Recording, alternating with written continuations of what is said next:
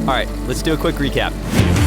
This is me, Anton, and back in December 2020, I landed on the Hawaiian island of Oahu, and I crossed it back and forth a bunch of times. Basically, everything that your soul needs is here. The ocean, waves, surfing, volcanoes, whales, amazing hiking trails, and a lot more. To summarize my thoughts on Oahu, it's kind of like a sample of Hawaii as a whole. Thing is though, Hawaii is much more than that. It includes 7 inhabited islands, and it took me a while to decide on where to go next. There's the mind-blowing island of Kauai.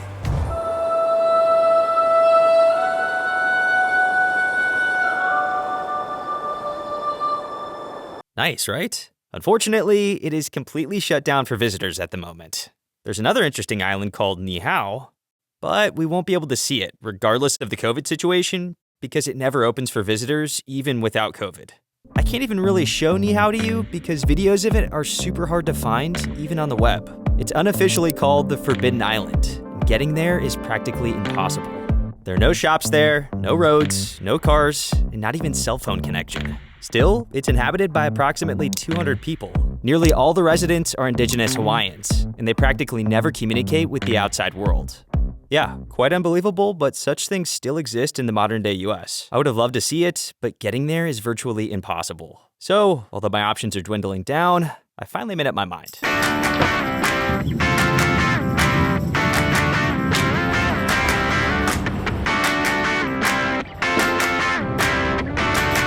You won't believe it, but I had to pass another COVID test to get here. Fortunately, it was the fastest and most painless COVID test ever. Oh, and guess how much I paid for it? $50? $100? Nope, $314.14. Back in the day, this money could have taken you to Turkey for a week. Well, this quickly became the most expensive solo trip I had ever done. And then I decided to raise the bar even further. I know, this car seems to be too cool for me, but it's not me trying to be macho, just something I might need along the trip. Ladies and gentlemen, welcome to the Big Island. As you may have guessed, this is the biggest island of the Hawaiian archipelago, and it's the newest one too. I promise we'll visit it through and through, but first, it's time for a little break. I've rented a guest room in a small town called Hilo, located on the east of the island. So this is kind of funny. I just moved in and the owner asked me whether I felt the earthquake. And I was like, what earthquake? She said it was a 3.6 magnitude and that the windows were shaking like crazy. Apparently it's part of the norm on the Big Island. And back in 2018, it happened every single day. In 2018, Kilauea, the most active volcano on Earth, had its final eruption. Prior to 2018, it had been active non-stop for 35 years. Now, it's dormant, with a lake right in the middle of its crater. Despite the earthquake being a bit of a surprise, the guest house owner, Diana, assured me that there was nothing to worry about, and that these things just happen sometimes. It's nothing major, and I don't get scared anymore just because we feel so much. 2018, we were having tremors every day, just about, and it could be many times a day. Can you get used to it? You do, because it's like, okay, there's a little one. I mean, unless the house is shaking, it's not a big thing anymore. I was standing out here once in the garden, and I can't even move because it felt like there's a wave coming over the ground. But Hilo is in a safe zone. It is, but the volcanic eruption was triggering all this activity up Kilauea, which is 30 miles away. So it's really not that far when you think about it. Alrighty, enough volcanoes for now. Let me give you some more details about my guest house, as it had quite an interesting bunch of visitors at the time of my stay. My roommate traveled all the way from Alaska to get a little vitamin D and put his health back on track. Hi from Alaska. Pretty wise move if you ask me. The Big Island blooms with different kinds of fruits all year round. It all happens right in your own backyard, so that's how most of my mornings began here. Oranges, papayas, bananas, and some other unidentified fruits that were super tasty. Imagine visiting your grandma and she tells you, hey, go out and get a fresh papaya from the back garden. That's life on the Big Island for you. The only downside here is the high humidity, caused by the wind pushing the clouds in from the ocean. Consequently, it rains pretty much non-stop here. And my only option was to get out of Hilo. By the way, there are even more rainbows here than on Oahu. This place is perfect if you decide to come here in wintertime. There are over 10 climatic zones. Because of this, it can be raining on one side of the island, and the other side is guaranteed to be sunny.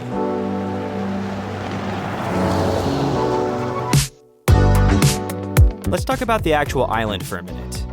It is formed from 5 different volcanoes. Simply put, it's pretty much one massive rock that sticks out of the ocean. For this reason, all roads tend to go downhill, towards the ocean, which always makes for a beautiful drive. One interesting fact is that billboards are banned in Hawaii, which adds to the beauty of the road you're traveling on, since there's nothing to restrict the view.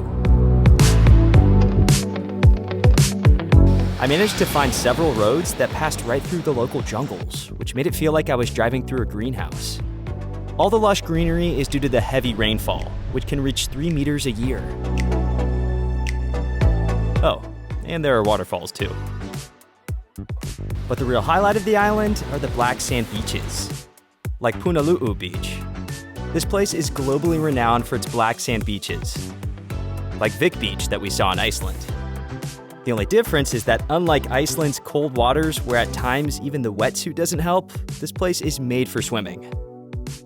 The sand that fills these beaches is made up of minerals and lava fragments, and because of its black color, it gets really hot in the sun, and the local residents take advantage of it. The Hawaiian green turtles bathe in the sun, surrounded by butterflies. You can actually swim alongside them here in Hawaii, although maybe not at this beach, because these guys just drift their days away. Just like me with my life. The Waipio Valley has to be one of the most beautiful places on the southern part of the island, but getting there isn't easy. Located between the mountains, getting there requires that you drive down an old and very steep road, with an average decline of 25%. Because of this, the road only permits off-road vehicles, meaning all other types of cars are strictly banned. And that's the reason I ended up with the Jeep. And I guess we should just go for it, but I gotta say, I'm a little stressed out. You can walk down to the valley, but that's just not our style. Oh, and you're about to witness the magic of film, because this super steep decline probably looks like nothing to you, but in reality, it is really sketchy. The average slope is the conventional 25 degrees, but sometimes the road is at a 45-degree angle, leaving you hanging by your seatbelt. Add to that how narrow this trail is, and navigating your way down against oncoming traffic makes for quite an adventure. This is the steepest road in the US, and some parts of it are even more steep than Boulden Street in New Zealand, which is considered by many to be the steepest street in the world. The final part of the trail drops you 250 meters in less than 1 kilometer. It becomes apparent why this road is reserved for SUVs.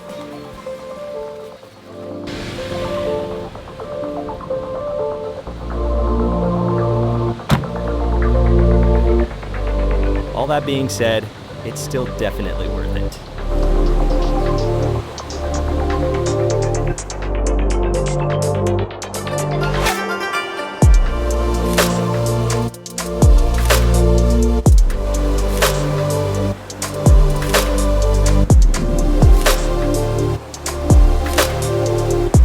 Welcome to the Waipio Valley.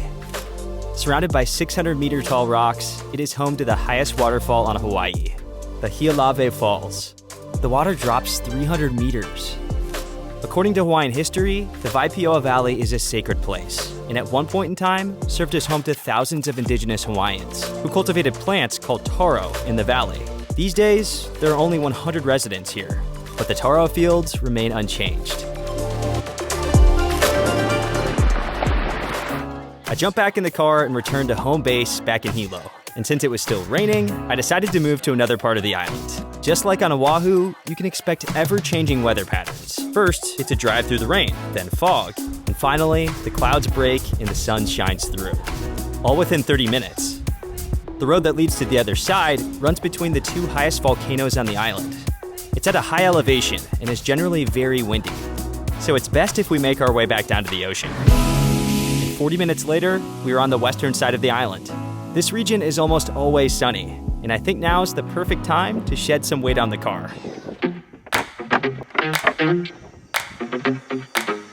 Well, now it kind of looks like my smart car convertible.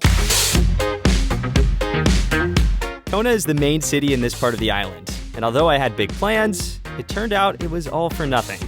The scenery left a little to be desired, with nothing around but lava and a couple of beaches that surprisingly held more conventionally colored sand. Nevertheless, I still managed to find some interesting things, like the coffee.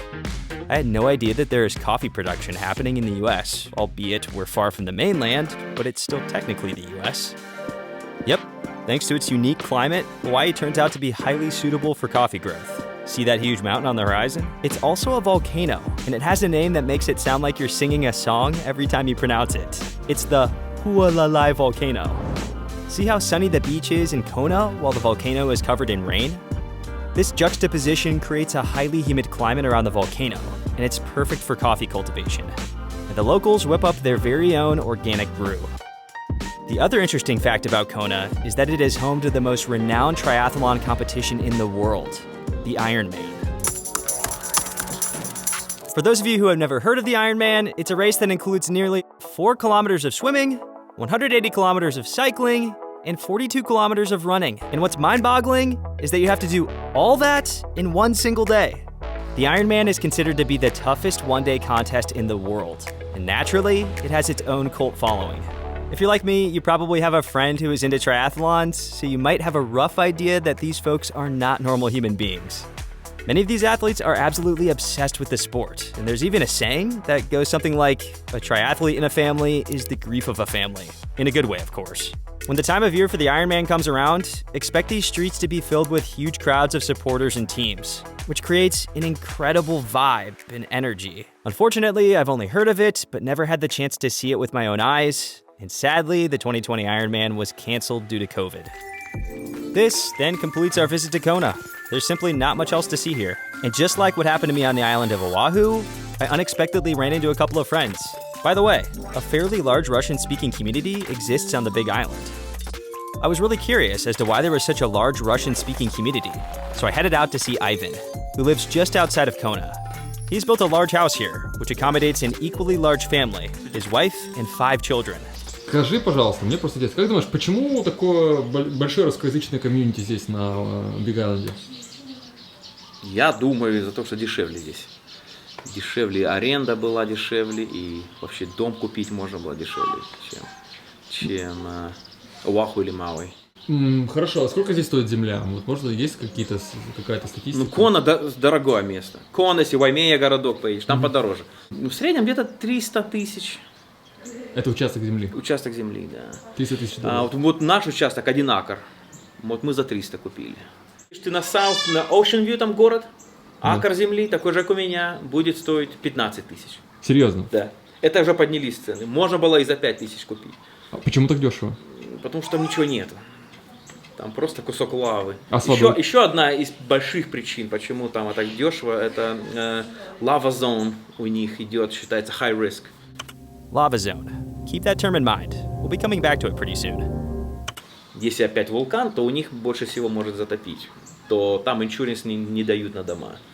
Много банков не дают заемы на дома, потому что high risk. The next morning, I headed towards Ocean View to see it with my own eyes. Yes, it does have ocean views, but that's where the good news ends. Houses in the area are built right on top of lava that came down from the Mauna Kea volcano. And despite the potential risk, locals still build homes here, hoping that the eruptions are finished. And I've got to say, they're lucky for now, although not every part of the island has this same fortune. Let me show you a specific district so you can see what I mean. It's called Leilani Estates.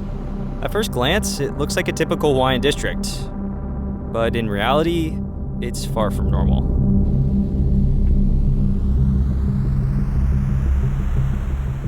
Today, it resembles hell in some places, and most roads lead to dead ends, with no trespassing. From a distance, it looks like hills, but as you get closer, you discover it's not. It's craters and volcanic cracks, formed as a result of the Kilauea volcanic eruption back in 2018.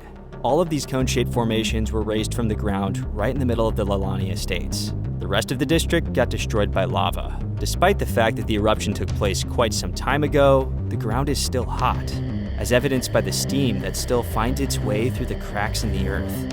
And now, to the most interesting part. Leilani Estates remains home to a number of families. You can even buy land here. Oh, and just so you get an idea of what it's like to live here, imagine having a personal volcano right in your backyard. A volcano that can erupt any minute. This is life at Leilani Estates. Before we leave here, here's some shots of the 2018 eruption.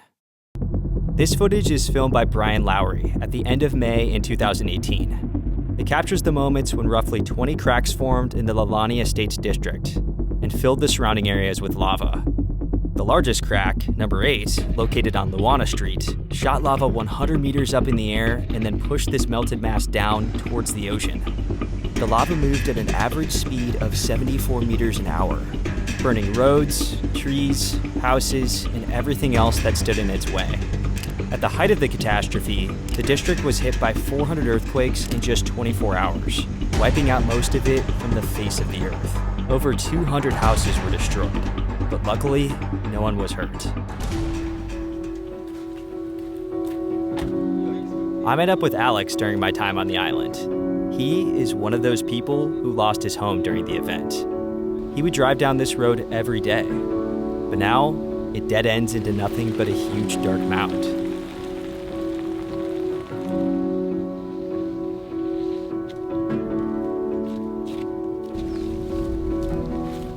Это Вера, жена моя и дети.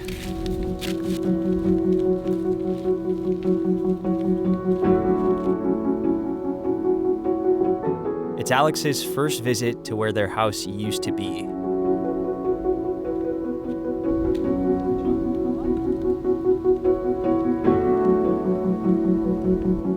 And still, he struggles to find the exact spot of where it was, given how drastically the landscape has changed. Примерно в этой стороне. Мы еще туда не лазили. Мы купили землю, и мы не знали, что это лава 1. Лава зон. Лава зон 1. Это значит, что под землей прям течет лава всегда в океан. Мы этого не знали, что это означает лава зон 1. И почему здесь участки подешевле были, чем в других местах. Потому что такая природа, так все красиво и так дешево, как не купить. А потом, когда уже лава потекла, мы поняли, что такое лава зон 1. Это значит, что в любой момент может лава земли пойти и все забрать.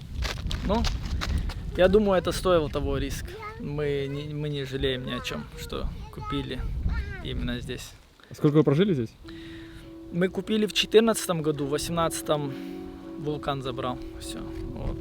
The nature in the area is an absolute work of art if you try to look past the damage that the now dried up lava has caused. And the ocean is just a 7-minute drive from here. Детям тоже нравилось. Горячие источники были рядом. Поэтому я думаю, это стоило того. Мы были в процессе стройки, и у нас был большой зал, кухня, туалет и большой навес. И еще мы строились, накупили материала, залезли в долг. Мы в это время уехали в Кона, и мы, когда в Кона были, у нас была anniversary, и мы когда туда поехали отдыхать, и по новостям увидели, что здесь лава началась. И когда мы поняли, что надо вернуться, какие-то вещи забрать. И мы, когда вернулись, нас спустили еще пару раз забрать вещи. И потом в один из этих разов просто милиция, и все вот эти службы выгнали нас оттуда, потому что трещина начала на дороге. И трещины стали больше и больше расти. Лава текла в другом месте, а около нас еще не текла. И когда эти вещи стали, трещины расти, они нас эвакуировали и не разрешили больше вернуться, ничего забрать. И больше ты свой дом не видел? И больше не видел. Это 18 числа мы узнали, что дом уже покрылся. Мне трудно было своей жене сказать, потому что она все-таки имела какую-то надежду, что все-таки останется дом. Alex and Vera bought a new house. It's also located in the potential lava zone. То есть это Это лава зон 3, это не лава зон 1. То есть все равно лава-зон, но... Лава-зон, да, тут все лава-зон, просто оно менее. Тут Хило, вот этот город, все лава-зон 3, поэтому мы как бы чуть подвержены, но не так, как раньше. Afterwards, Alex took me to the beach where he and his family loved to spend time. Unfortunately, it was a shell of what it used to look like before the disaster in 2018. We can actually see what this beach used to look like on Google Maps because this area hasn't been updated yet. There even used to be a little bay where you could lower your boat into the water, and this is what it looks like today.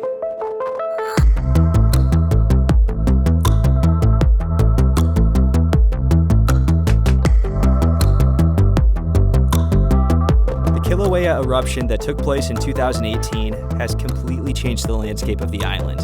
It has become virtually impossible to calculate the size of the island as it continually expands. In fact, it is the only US state that is growing in size, all because of the eruptions that already happened and those that are still to come. And as long as the volcanoes remain active, the Big Island will continue to experience new rock and beach formations, and its inhabitants will keep on adapting to find livable spaces. Oh, and guess what? Turns out that my volcano story wasn't quite finished. On the morning of December 21st, 2020, I was in my bed scrolling through news stories, and then I see this.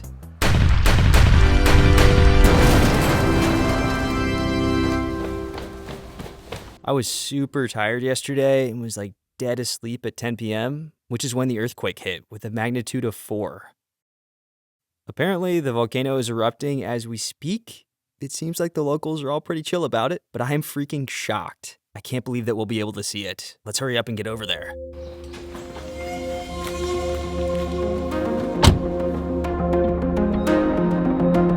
This is what I saw when I was driving up to it. A huge cloud, visible from miles away. The volcano is called Kilauea, and it's kind of a local celebrity given how much damage it has caused. Even so, as of 2018, it showed no signs of activity, and so I was expecting to report to you guys that there was no action or lava flowing from it. Then, overnight eruption of the Kilauea volcano. So the Kilauea volcano erupted. Lava has returned to Hawaii Island for the first time since 2018. to be perfectly honest, I have no idea whether I'll be able to even enter the national park, since it will probably get closed down. But I've got to check anyway, and you all will witness the story as it unfolds, just like on NBC. To my surprise, the park was open, and I was one of the first people who got there that morning.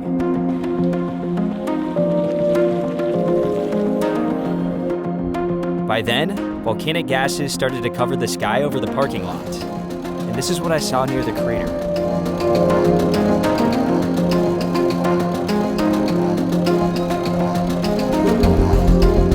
Hi, this is Anton and we are broadcasting from Ground Zero. I missed most of the event as the main eruption took place at night. There was water in the crater, and it mixed with the lava, which led to an explosion that looked something like this.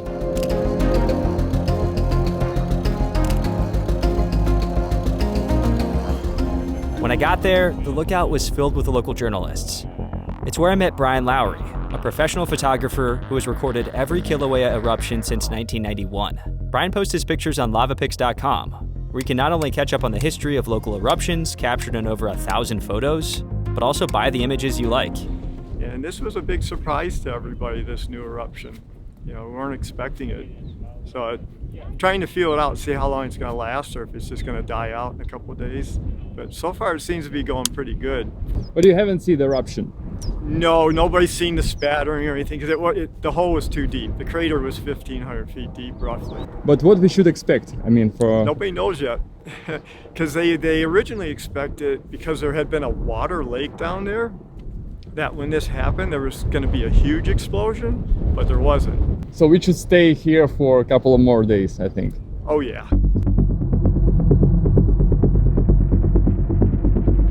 To say that Kilauea's crater is large would be an understatement, and its caldera is even bigger. It reaches 2.5 miles in some places, which is equivalent to roughly 4 kilometers.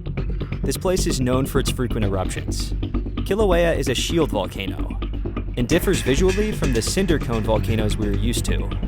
like the infamous Fuego volcano in Guatemala. Fuego erupts a couple of times per day, spitting lava in volcanic bombs. Shield volcanoes, on the other hand, do not put on quite as much of a show, but they do have their own unique traits. For example, you can actually look into their craters. This is what the Kilauea crater looked like a couple of days after the eruption. That huge black mass at the bottom of it is the lava lake, over 100 meters deep. It continues to fill up from the 2 cracks in the crater, and by February 2021, will become 216 meters deep, with no sign of stopping. Everyone here says I am super lucky to be here at the time of the eruption. But then again, my initial plan was to show you the national park, since it explains how Hawaii showed up on the map in the first place. So, if you don't mind, let me take you through it. The Big Island is the second largest volcanic island in the world. The first is Iceland. You can see it in the top right corner of the image. Volcanic islands come from volcanoes, and volcanoes emerge at the convergence of shifting tectonic plates. What you see now is the Pacific Ring of Fire, home to 328 out of 540 active volcanoes on Earth. Hawaii is located a good distance from it. So, how did it become a volcanic archipelago? Hawaii sits right on top of a so-called Hawaii hotspot. In layman terms, it's a huge mass of lava that rises to the surface of the Earth, a furnace that has produced the Hawaiian Islands. It works just like a lava lamp. The magma rises from the core to the outer crust, burns holes in it, and creates volcanoes. This is our hotspot, and here's the Pacific Plate. The hotspot doesn't move. Rather, it's the plate that moves. This is how islands are formed. If we look on the map, we can actually see how the Hawaiian hotspot burned and created the islands on the lithospheric plate. The islands come in a row, one after another, and the last one here is the Big Island, also the youngest island of the bunch. The process of its formation is happening before our very eyes, as the construction materials that will shape the island even more rise from down below to the top of the Kilauea crater. Despite being considered harmful, volcanoes play a very important geological role. Anyways, let's get back to the viewpoint. Nothing is really happening at the moment, apart from incoming crowds of tourists, and I think it'll be better if we come back in the evening. All right, ladies and gentlemen, welcome to the Kilauea Volcano Late Night Show. This place becomes spectacular at sunset. The lava lake lights up the smoke that comes from the crater, making it look like an entrance to the underworld. Our viewpoint quickly became packed with tourists, and everyone rushed to take pictures with the star of the show. Despite being a safe distance away, it still looks so menacing. I can only imagine what it must have looked like at the time of the actual eruption. I decided to go for a little hike to find a better spot, and hats off to the local rangers who arranged additional parking in order to accommodate the throngs of tourists. A really cool thing though is the night sky. You don't even need a light to see where you're going because the glow from the lava lights up the sky and just the general surrounding area. As long as the hotspot that feeds these volcanoes exists, the islands will continue to expand. As the Pacific Plate moves, the islands will move with it, allowing the volcanoes to cool off and eventually sink into the ocean under their own weight. The islands will also disappear along with the volcanoes, but we still have around 10 million years to enjoy them. Hopefully, that's enough time for you to come and visit. All right, to finish off the Big Island story, there is only one more thing left to see, and that's the sunset. I found the perfect spot. Originally, this was my main reason for coming to the island. We'll need some warm clothes, a 4x4, and lots of oxygen. Let's go.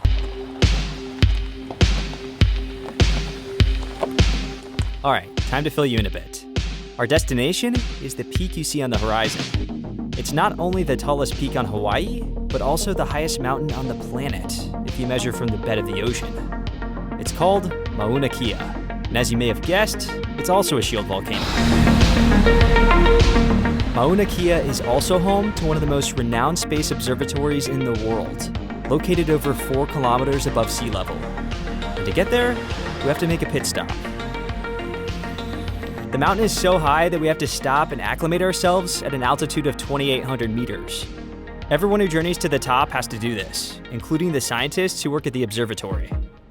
I decided not to wait the whole hour, like the rules suggested, and took off within the first 10 minutes, which I later came to regret. This place is no joke. You have to give all your contact details to the ranger before you enter because the space on the mountain is so limited, which is why I'm here so early.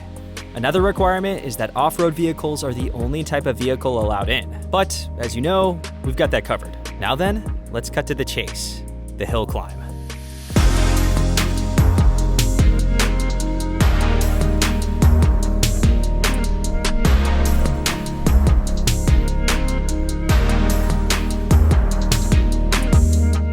This road is so high up that all the clouds and even your worries are left somewhere down below, making it feel like you're overcoming your own personal battle. Words can't describe how beautiful this place is.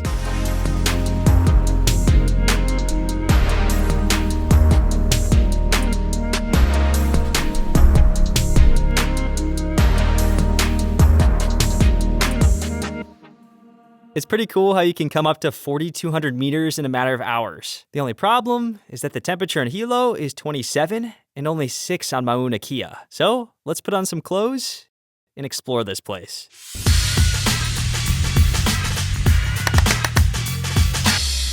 Welcome to Mauna Kea, home to a cognominal observatory and to 13 telescopes that belong to 11 different countries.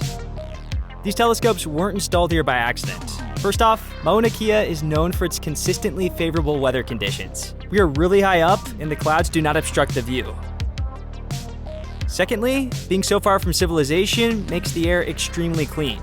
Thirdly, the lack of light pollution helps with visibility, which is something I told you about in Australia. And last but not least, there's very low humidity up here, which aids to the so-called astronomical seeing, complemented by a lack of turbulence. In other words, this is one of the best sites in the world for astronomical observation and also just a very beautiful place. As you know, mountains, wherever they are often considered to be sacred by the locals. So that is why every new construction project on the mountain is often accompanied by revolt. It's the same thing that goes for the recently announced telescope, TMT.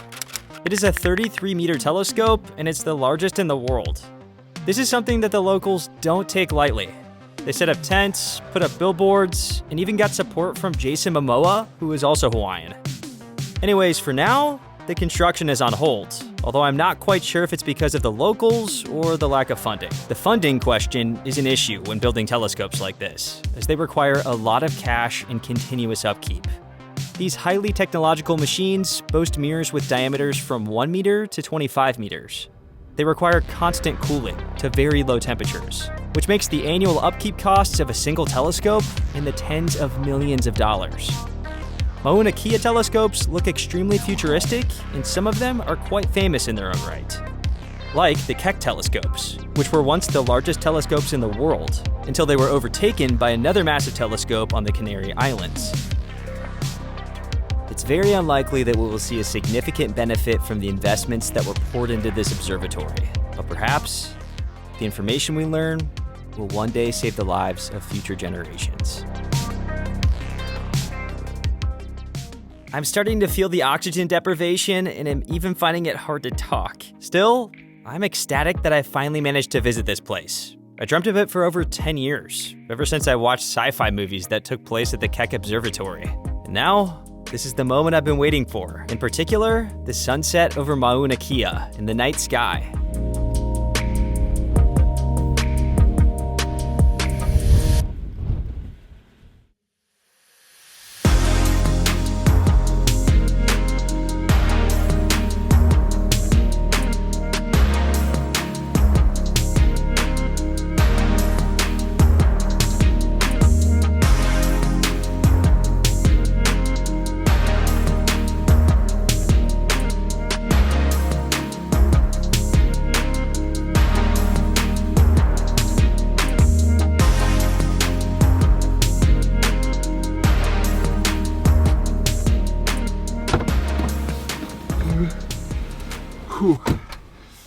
I think it's time to head back because I'm starting to feel really cold and super dizzy because of the altitude. Also, it turns out tourists are not allowed to stay here overnight because it adds to the light pollution. But it's all good. There's another spot on the way back, and it's where we'll do our obligatory stargazing. Sorry for mumbling, but the lack of oxygen really started to kick in at a certain point. And it was only when we got down a ways that I started to feel better. I've set my camera, and all we do now is wait. And it just so happens that with space photography, the wait is usually very long. I had to wait for 2 hours to capture these short clips, and the results weren't exactly perfect.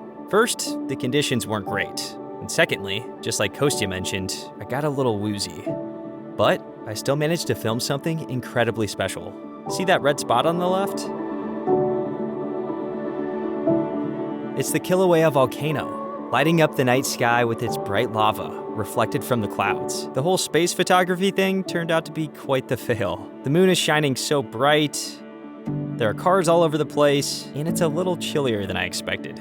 So, let's see what some other photographers have captured.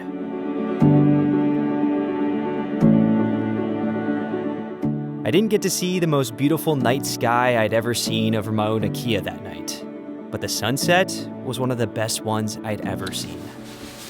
Before I express my final thoughts on Hawaii, I have a quick announcement to make. I finally have my own merch, and if you'd like to know what this word stands for and how to get the merch, just drop down to the link below. Now, to Hawaii. I don't really have a whole lot more to add since you have seen everything with your own eyes, but I will say that whenever you get a chance, you have to come and visit, because this is one very unique place. I did have an interesting thought, though, while I was exploring these islands, and it may seem strange to you given the whole lockdown situation, but I couldn't help but think how easy it has become to travel. I was reading about the history of Hawaii before coming here, and I just started really thinking about how much has changed over the course of human history.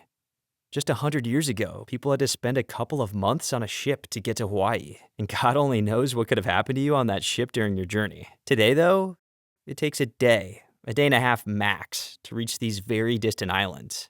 Compared to how it used to be, we're here in the snap of our fingers. We're surrounded by hotels and GPS. Look, I've said it before, and I'll say it again.